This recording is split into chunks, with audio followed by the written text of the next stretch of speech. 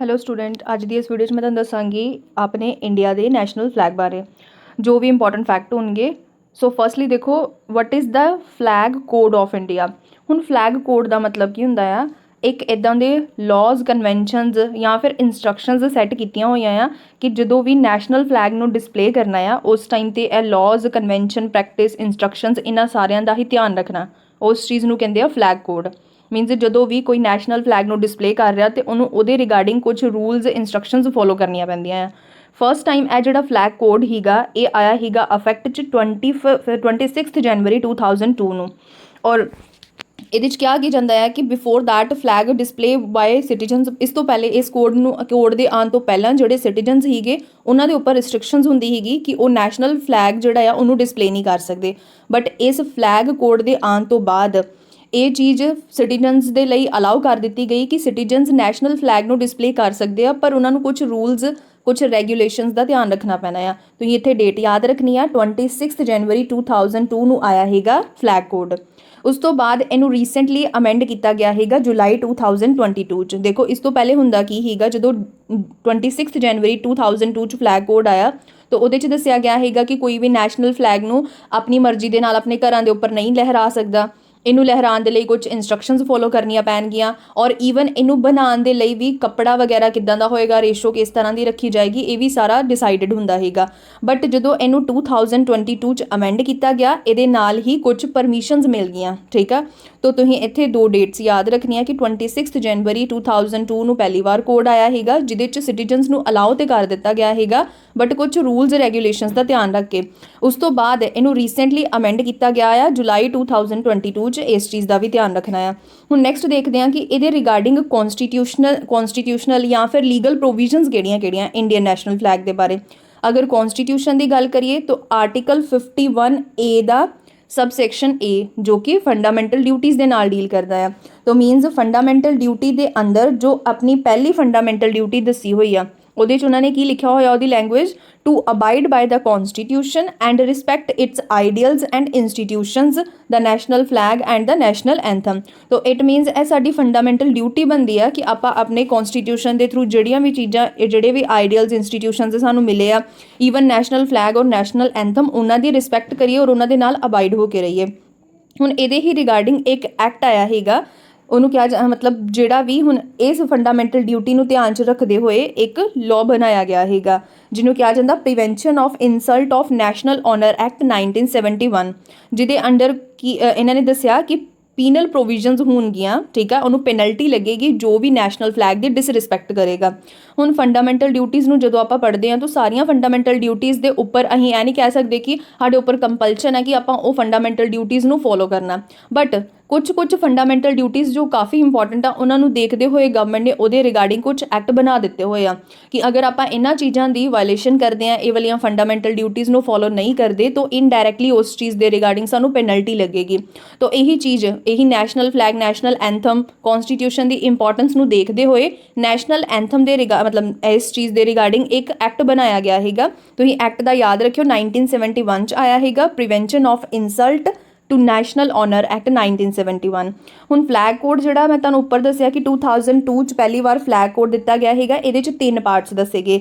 Part 1 general description ਦੱਸੀ ਗਈ ਕਿ ਫਲੈਗ ਕਿਸ ਤਰੀਕੇ ਦਾ ਹੋਣਾ ਚਾਹੀਦਾ ਆ। ਪਾਰਟ 2 ਦੇ ਅੰਦਰ ਦੱਸਿਆ ਗਿਆ ਕਿ ਇਹਨੂੰ ਕੌਣ ਡਿਸਪਲੇ ਕਰ ਸਕਦਾ ਆ। ਔਰ ਪਾਰਟ 3 ਦੇ ਅੰਦਰ ਦੱਸਿਆ ਗਿਆ ਕਿ ਸੈਂਟਰਲ ਗਵਰਨਮੈਂਟ, ਸਟੇਟ ਗਵਰਨਮੈਂਟ ਔਰ ਅਦਰ ਏਜੰਸੀਜ਼ ਜਿਹੜੀਆਂ ਆ ਇਹਦੀਆਂ ਕਿੱਦਾਂ ਇਹਨੂੰ ਡਿਸਪਲੇ ਕਰ ਸਕਦੀਆਂ। ਇੱਥੇ ਨਾਰਮਲ ਪਬਲਿਕ, ਪ੍ਰਾਈਵੇਟ ਆਰਗੇਨਾਈਜੇਸ਼ਨ ਬਾਰੇ ਦੱਸਿਆ ਗਿਆ ਸੀ। ਤਾਂ 3 ਪਾਰਟਸ 'ਚ ਵੰਡਿਆ ਹੋਇਆ ਫਲੈਗ ਕੋਡ 2002 ਨੂੰ। ਹੁਣ ਅਗਰ ਫਲੈਗ ਕੋਡ ਦੇ ਡਿਜ਼ਾਈਨ ਨੂੰ ਦੇਖੀਏ ਤਾਂ ਇਹਦੇ ਡਿਜ਼ਾਈਨਰ ਹੀਗੇ ਪਿੰਗਾਲੀ ਵੈਂਕਈਆ। ਠੀਕ ਆ, ਆਂਧਰਾ ਪ੍ਰਦੇਸ਼ ਤੋਂ ਬਿਲੋਂਗ ਕਰਦੇ ਹੀ ਇਹ ਵਾਲੇ ਪਰਸਨ ਜਿਨ੍ਹਾਂ ਨੇ ਫਲੈਗ ਨੂੰ ਡਿਜ਼ਾਈਨ ਕੀਤਾ ਹੈਗਾ ਆਪਣੇ ਇੰਡੀਆ ਦੇ ਨੈਸ਼ਨਲ ਫਲੈਗ ਨੂੰ। ਇਹ ਵੀ ਯਾਦ ਰੱਖਣਾ ਇਹਨਾਂ ਦਾ ਨਾਮ ਵੀ ਔਰ ਕਿਹੜੀ ਜਗ੍ਹਾ ਤੋਂ ਬਿਲੋਂਗ ਕਰਦੇ ਆ, ਆਂਧਰਾ ਪ੍ਰਦੇਸ਼ ਤੋਂ। ਹੁਣ ਇੰਡੀਆ ਦੀ ਕੌਨਸਟੀਟਿਊਐਂਟ ਅਸੈਂਬਲੀ ਜੋ ਹੈਗੀ ਉਹਨੇ ਨੈਸ਼ਨਲ ਫਲੈਗ ਅਡਾਪਟ ਕੀਤਾ ਹੈਗਾ 22 ਜੁਲਾਈ 1947।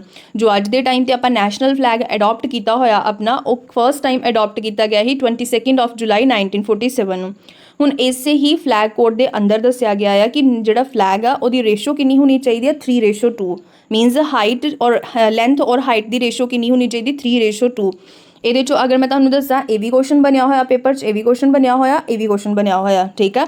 ਔਰ ਉੱਪਰੋਂ ਜੋ ਮੈਂ ਤੁਹਾਨੂੰ ਦੱਸ ਰਹੀ ਹਾਂ ਉਹਦੇ 'ਚ ਫਲੈਗ ਕੋਡ ਕਿਹੜੇ ਈਅਰ 'ਚ ਆਇਆ ਹੈਗਾ ਔਰ ਇੱਕ ਇਹ ਵਾਲਾ ਐਕਟ ਕਦੋਂ ਆਇਆ ਹੈਗਾ, ਇਹ ਵੀ ਕੁਐਸਚਨ ਬਣਿਆ ਹੋਇਆ। ਹੁਣ ਨੈਕਸਟ ਦੇਖ ਲਓ, 3 ਹੋਰੀਜੋਨਟਲ ਸਟ੍ਰਿਪਸ ਦਿਖਦੀਆਂ ਸਾਨੂੰ ਨੈਸ਼ਨਲ ਫਲੈਗ ਦੇ ਅੰਦਰ। ਵਾਈਟ ਟॉप ਤੇ ਹੁੰਦੀ ਆ ਸੈਫਰਨ, ਦੈਨ ਮਿਡਲ ਤੇ ਵਾਈਟ ਔਰ ਉਸ ਤੋਂ ਬਾਅਦ ਬੋਟਮ ਤੇ ਹੁੰਦੀ ਆ ਗ੍ਰੀਨ। ਤਿੰਨੋਂ ਹੀ ਕਲਰ ਅਲੱਗ-ਅਲੱਗ ਚੀਜ਼ਾਂ ਨੂੰ ਰਿਪਰੈਜ਼ੈਂਟ ਕਰਦੇ ਆ। ਲਾਈਕ ਸੈਫਰਨ ਕਲਰ ਜੋ ਬਿਲਕੁਲ ਟॉप ਤੇ ਆ ਉਹ ਰਿਪਰੈਜ਼ੈਂਟ ਕਰਦਾ ਕਰੇਜ ਔਰ ਸੈਕਰੀਫਾਈਸ ਨੂੰ।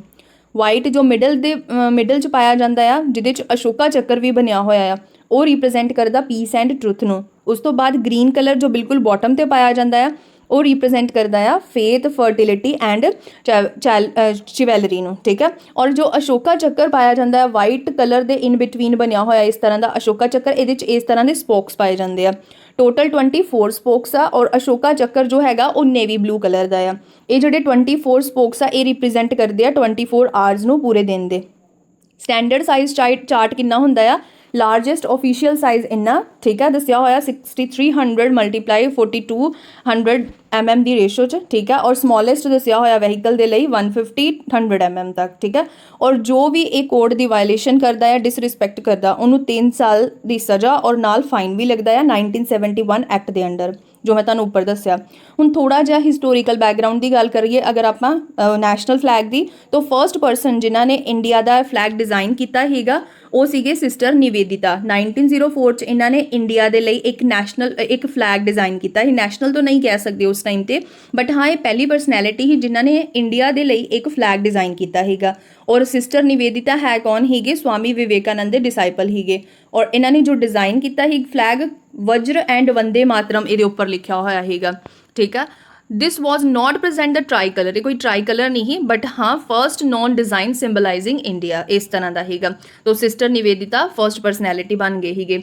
ਆਫਟਰ ਦੈਟ ਅਗਰ ਆਪਾਂ ਗੱਲ ਕਰੀਏ ਪਹਿਲੀ ਪਰਸਨੈਲਿਟੀ ਜੋ ਹੈ ਤਾਂ ਜਿਨ੍ਹਾਂ ਨੇ ਇੰਡੀਆ ਦੇ ਲਈ ਫਲੈਗ ਹੋਸਟ ਕੀਤਾ ਹੈਗਾ ਬਟ ਕਿਸੇ ਫੋਰਨ ਲੈਂਡ ਦੇ ਉੱਪਰ, ਠੀਕ ਹੈ। ਤਾਂ ਉਹਨਾਂ ਦਾ ਨਾਮ ਸੀਗਾ ਮੈਡਮ ਭੀਖਾਜੀ ਕਾਮਾ। 1907 'ਚ ਉਹਨਾਂ ਨੇ ਸਟੋਗਰ ਜਰਮਨੀ ਮਤਲਬ ਫੋਰਨ ਲੈਂਡ ਦੇ ਉੱਪਰ ਇੰਡੀਆ ਦਾ ਫਲੈਗ ਜਿਹੜਾ ਹੈਗਾ ਉਹਨੂੰ ਹੋਸਟ ਕੀਤਾ ਹੈਗਾ। And she unfurled the first version of India's flag, ਜਿਹਦੇ 'ਚ ਗ੍ਰੀਨ, ਸੈਫਰਨ, ਰੈੱਡ ਸਟ੍ਰਿਪਸ ਪਈਆਂ ਹੋਈਆਂ ਹੈਗੀਆਂ, ਲੱਗੀਆਂ ਹੋਈਆਂ ਹੀ ਵੰਦੇ ਮਾਤਰਮ ਦੇ ਨਾਲ। ਔਰ ਸਿੰਬਲ ਇਹਦੇ 'ਚ ਯੂਜ਼ ਕੀਤਾ ਹੈਗਾ ਸਨ ਐਂਡ ਕ੍ਰੈਸੈਂਟ ਦਾ। She called it the flag of independence India. Madam Bhikaji Cama ਨੇ ਇਸ ਫਲੈਗ ਨੂੰ ਫਲੈਗ ਆਫ ਇੰਡੀਪੈਂਡੈਂਸ ਇੰਡੀਆ ਕਿਹਾ ਹੈਗਾ। ਔਰ ਇਹਨੂੰ ਕਿੱਥੇ ਲਹਿਰਾਇਆ ਗਿਆ ਸੀ ਇਹ ਵੀ ਯਾਦ ਰੱਖਣਾ, ਜਰਮਨੀ 'ਚ।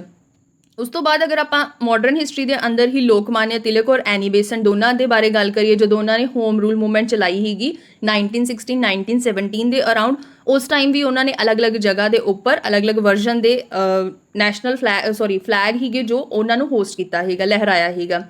ਉਸ ਤੋਂ ਬਾਅਦ ਜੋ ਫਰਸਟ ਆਫੀਸ਼ੀਅਲ ਹੋਸਟ ਕੀਤਾ ਹੈਗਾ, ਫਰਸਟ ਆਫੀਸ਼ੀਅਲ ਝੰਡਾ ਲਹਿਰਾਇਆ ਹੈਗਾ ਇੰਡੀਪੈਂਡੈਂਸ ਤੋਂ ਪਹਿਲਾਂ, ਉਹ ਲਹਿਰਾਇਆ ਗਿਆ ਸੀ 23 ਦਸੰਬਰ 1921, ਠੀਕ ਆ।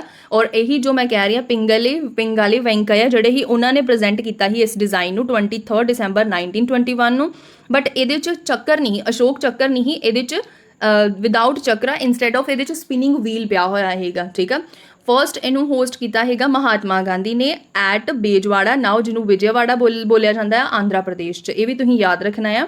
ਉਸ ਤੋਂ ਬਾਅਦ ਇੰਡੀਪੈਂਡੈਂਸ ਤੋਂ ਬਾਅਦ ਜੋ ਪਹਿਲੀ ਵਾਰ ਇੰਡੀਆ ਦਾ ਫਲੈਗ ਲਹਿਰਾਇਆ ਗਿਆ ਸੀ ਉਹ ਲਹਿਰਾਇਆ ਗਿਆ ਹੈਗਾ 15 ਅਗਸਤ 1947 ਨੂੰ ਰੈੱਡ ਫੋਰਟ ਦੇ ਉੱਪਰ ਦਿੱਲੀ 'ਚ। ਜਵਾਹਰ ਲਾਲ ਨਹਿਰੂ ਨੇ ਇਹਨਾਂ ਨੂੰ ਲਹਿਰਾਇਆ ਸੀਗਾ। ਬਟ ਅਗਰ ਮੈਂ ਤੁਹਾਨੂੰ ਦੱਸਾਂ ਆਪਣੇ ਇੰਡੀਆ ਦੇ ਨੈਸ਼ਨਲ ਫਲੈਗ ਬਾਰੇ, ਤਾਂ ਉਹ ਮੈਂ ਹੁਣੇ ਹੀ ਤੁਹਾਨੂੰ ਦੱਸ ਕੇ ਆਈ ਹਾਂ ਕਿ ਆਪਣੇ ਇੰਡੀਆ ਦਾ ਜੋ ਨੈਸ਼ਨਲ ਫਲੈਗ ਹੀਗਾ, ਠੀਕ ਆ, ਜੋ ਜਵਾਹਰ ਲਾਲ ਨਹਿਰੂ ਨੇ ਲਹਿਰਾਇਆ ਹੈਗਾ, ਉਹਨੂੰ ਅਡੋਪਟ ਕੀਤਾ ਗਿਆ ਹੈਗਾ 22 ਜੁਲਾਈ 1947 ਔਰ ਉਹਦੇ 'ਚ ਅਸ਼ੋਕ ਚੱਕਰਾ ਵੀ ਇਨਸਰਟ ਕਰ ਦਿੱਤਾ ਗਿਆ ਹੈਗਾ। ਤਾਂ ਇਹ ਸੀਗਾ ਨੈਸ਼ਨਲ ਫਲੈਗ ਦੇ ਰਿਗਾਰਡਿੰਗ ਕੁਝ ਇੰਪੋਰਟੈਂਟ ਫੈਕਟ। ਹੋਪ ਸੋ ਥੋੜਾ ਬਹੁਤ ਇਹਦੇ ਤੋਂ ਤੁਹਾਨੂੰ ਅੰਡਰਸਟੈਂਡਿੰਗ ਹੋਈ ਹੋਏਗੀ। ਔਰ ਇਹਦੇ 'ਚੋਂ ਕੁਐਸਚਨਸ ਕਾਫੀ ਵਾਰ ਬਣੇ ਹੋਏ ਆ ਹਰ ਇੱਕ ਐਗਜ਼ਾਮ ਦੇ ਅੰਦਰ, ਤਾਂ ਇਸ ਟੌਪਿਕ ਨੂੰ ਅੱਛੀ ਤਰ੍ਹਾਂ ਨਾਲ ਸਮਝ ਲੈਣਾ ਹੈ। Thank you so much.